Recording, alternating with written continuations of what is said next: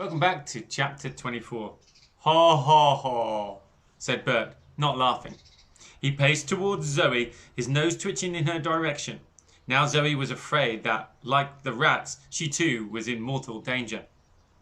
"Come on, little girl," shouted the man. "I could smell you in the van. I have an extremely strong sense of smell. For rats, but also for children." Zoe rolled out from under the van and ran to the door of the warehouse, which she could see, even from here, was shut and locked. Bert must have closed it after driving in. The cruel man walked slowly behind her. That Bert didn't bother to run made him all the more terrifying. He knew she was trapped. So he looked over at the cages of rats. There must have been thousands of the poor creatures stacked up in there. How on earth would she find little Armitage among them? She would just have to set them all free. However, right now the prodigious rat killer was striding towards her, his nose twitching more and more feverishly with every step. Not taking her eyes off him, Zoe felt her way along the wall to a huge sliding door and started fumbling with the padlock, desperate to escape. "Get away from me!" she shouted, her fingers fumbling ever more frantically to open the door. "Oh, what?" wheezed Bert, edging closer and closer. He was so close now, she could smell him. "Oh, I will tell everyone what you are doing here, turning rats into burgers." "Oh, no you won't." "Yes, I will." "No you won't." "Yes, I will." "Yes, you will," said Bert. "No, I won't." "Ah," said Bert. "Got you! I knew you were trouble that day in your flat. That's why I let you climb into the back of my van and come into my secret lair." "You knew I was there all along?" "Oh, yes, I could smell you, and now I'm going to turn you into a burger. That's what evil children get for sticking their little noses into other people's business." "No!" screamed Zoe, still desperately trying to open the rusty old padlock. The key was still in it, but it was so stiff that try as she might, it wouldn't turn. "Oh, Bert wheezed. My very first Childburger." He reached out to grab her. She dodged out of the way, but his big hairy hand grasped a clutch of her frizzy ginger hair. Zoe flailed her arms around, trying to get the rat catcher to release his grip. Now his other hand had slammed down on her shoulder and was holding it tight. Zoe slapped him hard across the face, and his dark glasses flew into the air and onto the ground. "No!" shouted Bert. Zoe looked at his eyes, but they weren't there. Where his eyes should be, Bert only had two empty blacker than black sockets in his face. "Ah!" screamed Zoe in terror. You have no eyes." "Yes, child, I'm completely blind." "But you don't have a dog or a white stick or anything." "I don't need them," said Bert proudly. "I've this." He tapped his nose. "This is why I'm the greatest rat catcher in the world, even of all time." Zoe stopped struggling for a moment. She was frozen in terror.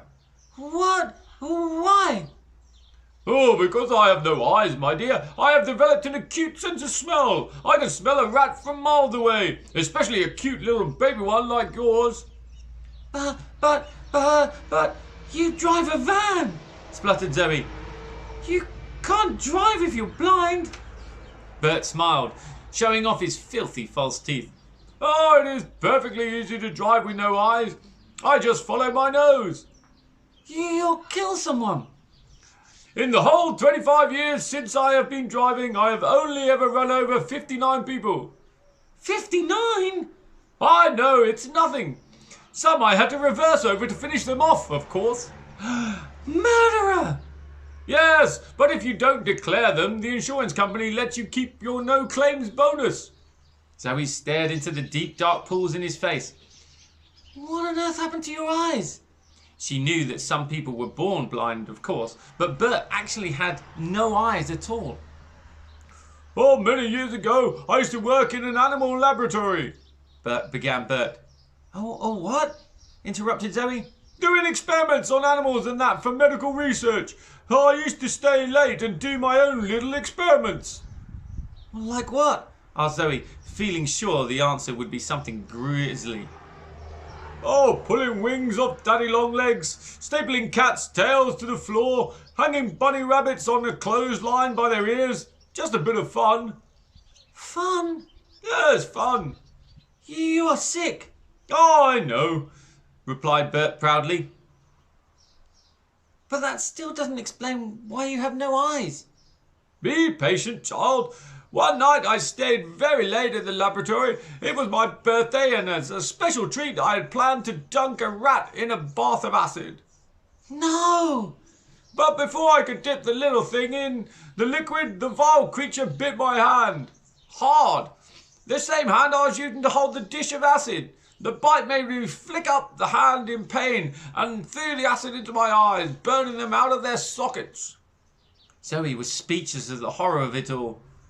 Ever since then, continued Bert, I have pulverised every rat I could get my hands on, and now I will have to do the same with you, since you have stuck your nose into my business, like a little rat yourself. Zoe thought for a moment. Well, she said defiantly, it seems to me like you got your just desserts.